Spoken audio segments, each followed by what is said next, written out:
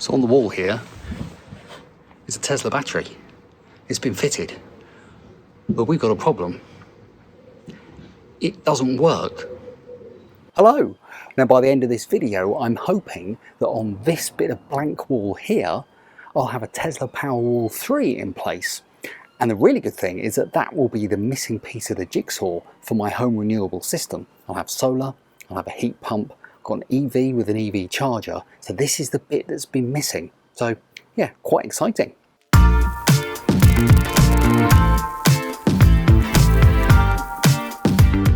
Now this is actually the second part of, I don't know how many part video this is going to be about adding battery to my home. If you didn't see part one, it doesn't really matter because each video is always a complete video in its own right. In the first part, I talked about why I'm getting a Tesla Powerwall 3 and why I'm getting Octopus Energy to install it. I know that there are loads of batteries on the market and loads of installers, all of whom are very good. So why did I pick them? Well, you know, I could have picked other ones and probably would have been just as happy. But if you want to know the reasons, watch part one. There's a link to it in the video description below. So let's have a little conversation briefly about battery, something that if you might not know this, and I certainly didn't before I started looking into battery technology. You may think, and understandably so, that if you get a battery attached to your house, that if there's a power cut, your home will just use the battery. Now that's not necessarily the case because most batteries that are installed, particularly here in the UK where we don't have that many power cuts, will just simply stop working if there is one. Seems a bit odd, but that's just the way it is. It's a safety mechanism. Now there is an alternative to that, and the other most common way of having some kind of support from your battery is it supporting either a single socket or a single circuit in your home if there's a power cut. Now the extreme version of it, and the one that you don't get quite as often because not that many batteries support it, is what's called whole home backup. That means that if there's a power cut, then your battery will do what you think it probably would do, which is to keep running your home, provided of course there's enough energy in the cells of the battery. For it to work and for it to be accepted by the DNO, you need to have an earthing rod installed, and until that's done, the battery itself cannot be installed. So that's the first thing that I need to have done. Unfortunately, it's several weeks before Octopus are able to get the earthing rod installed. So I've now got to sit and wait for that to be done. And when that's done, then we can get on to the interesting stuff. So I'm recording this on one of the hottest days of the year. I think actually this is the hottest May ever recorded. And that's global warming for you, everyone. So anyway, Haste have been out and they have installed the earthing rod, which they did just along here. And as you can see, it's quite a neat job. It's gone through into the ground. It's gone about a metre down, apparently. Well, I think he said the minimum is 600 mil, and he's gone down about a metre. And then he did a test because he said at that point he can't be sure that it's even worked. He doesn't know until after he's installed it. So he installed it, he then did some sort of test which tests whether it does what an earthing rod does, and it worked, so that's good. So then that goes up to another little box. Now that isn't necessarily going to stay there. That box might move depending on when Octopus come in and actually install the battery. They could make that, they could move that, make it a bit lower or whatever they would do. So that may not stay there because I want to kind of think, looking at this, I'm hoping that maybe I'd be able to get one battery in, maybe another one above it in the future, maybe. I don't know whether I might just only ever have the one. I just don't know at the moment, but I'd like to have it for future proofing.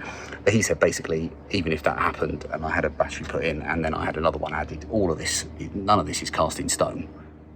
Sort of, it can all be moved, and the point is the bit that can't be moved is the bit that's in the ground, which is the earthing rod. All the rest of this can move if it needs to, which is good. So I had to wait a month for them to come and do this, but now that's done, it should be all systems go for the actual install of the battery, which is, considering we're having so much of this sunny weather, I'd quite like to have the battery in to make use of this extra solar. Hello, I have a fan going behind me. You can probably hear it. Because I'm recording this on the, what's the date? 23rd of June, 2026. We're in a heat wave at the moment. We're not used to it here in Britain, but it's becoming more of a regular thing. I wonder why that is. I couldn't possibly comment.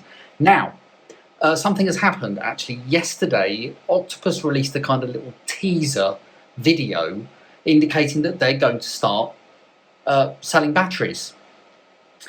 And I thought, and one of the things that Greg Jackson said was that their batteries are going to be a lot cheaper than, he didn't say which manufacturer, but I'm guessing he meant Tesla.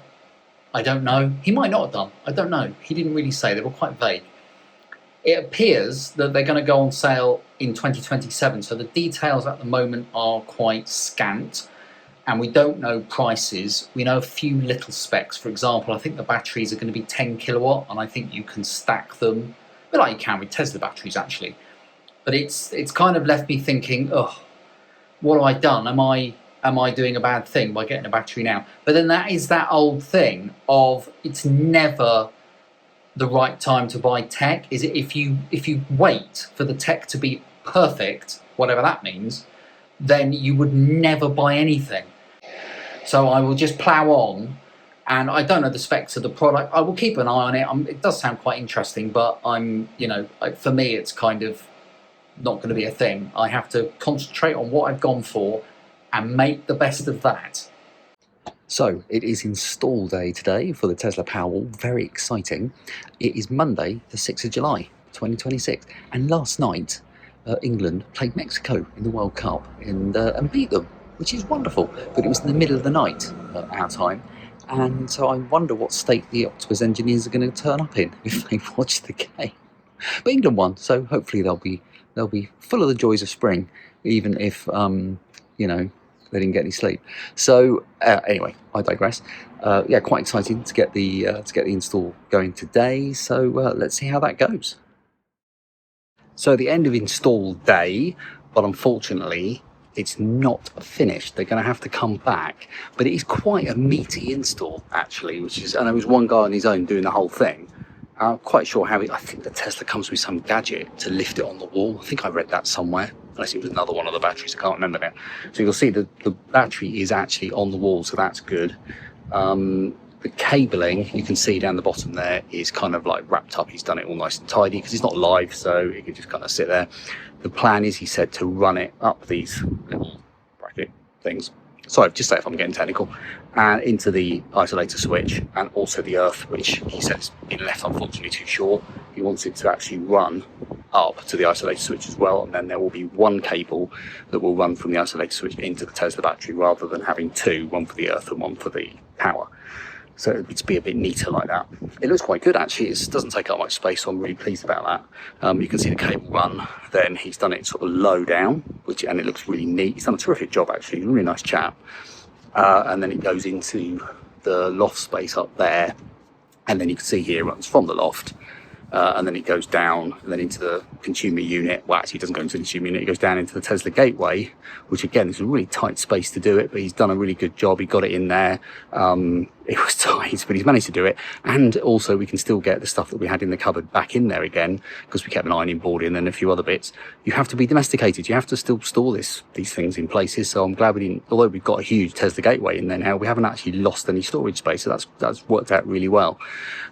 He started at 9 and he didn't leave till about 20 to 5, and he was working flat out. He didn't stop for lunch or anything. So a really nice guy. Has done a really neat job. I'm very impressed actually. Very, very good. It was too much for him to get it all live in one day. Can't be done. So now I've got to wait.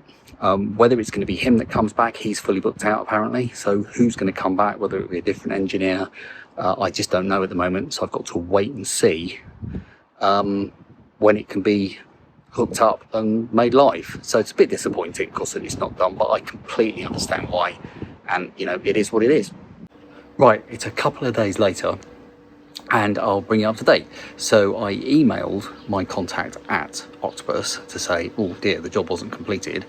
And she emailed back and said, okay, yeah, the engineer will come out to complete it. Not necessarily the same one, but an engineer will come out to complete it in 2 weeks' time. So, okay, so it was Monday the 6th and they're going to come out Monday the 20th. Great, okay. I then emailed back with a couple of other smaller queries that I won't bother you with at this time, might cover it in the future. And she came back and said, oh, sorry, I got that wrong. It's actually the 22nd, not the 20th. So it's 2.5 weeks between the first and the second. It is what it is. There's a a large part of me that thinks that they saw the survey video, they should have known how long it was going to take. But hey, you know, there are bigger things to worry about in life, so I'm just going to take the rough with the smooth. At least I know that they will get it done in that one remaining visit. I was going to do everything in this video, but this is quite long enough, I think, now. So what I'm going to do, I'm going to finish the video there, but in the next video it will be quite, I think it's going to be a good subject matter, because it will be commissioning of system, and then we can actually start looking at it. Now, one other thing has come up, and I will talk about this more in that future video, and that is I was going to have my Zappy charger hidden from the Tesla battery, so that when I'm charging the car, the battery doesn't drain. Now, evidently that's not possible to do, because my Zappy goes through the main consumer unit. It's not in a separate little subboard. If it is on a little subboard, it can be isolated, it can be hidden. So that's not possible without me getting that extra work done, which it just isn't in the scope for this particular job. So at the moment, when it's, well, not at the moment because it's not working, but when it's live, if I'm charging the car, the battery would drain. Now, that's not too much of a problem if I do both of those things overnight. However, I'm on intelligent Octopus Go, so it could do it, charge at 2 in the afternoon. And also if I change to another tariff like Agile, for example, which I could possibly do in the future, now I've got a battery, then obviously I've got a problem. I have got some thoughts about how I can get around that. I will talk about those in the next video, but if you've got some thoughts on it, I would love to know. So post your comments below. How have you got a car charger and a Tesla Powerwall, and how have you coped with stopping it from draining the battery? I would love to know how you have dealt with that, and we can talk about that more in the next video. If you want to see that next video, you know what to do. Hit the subscribe button, hit the notification bell is even better. And thank you very much for watching. Hit like if you've enjoyed this video. Sorry we didn't get the battery actually working in it. Not my fault, but the next video will most definitely cover all of that. So thanks so much for watching, and I'll see you for the next one.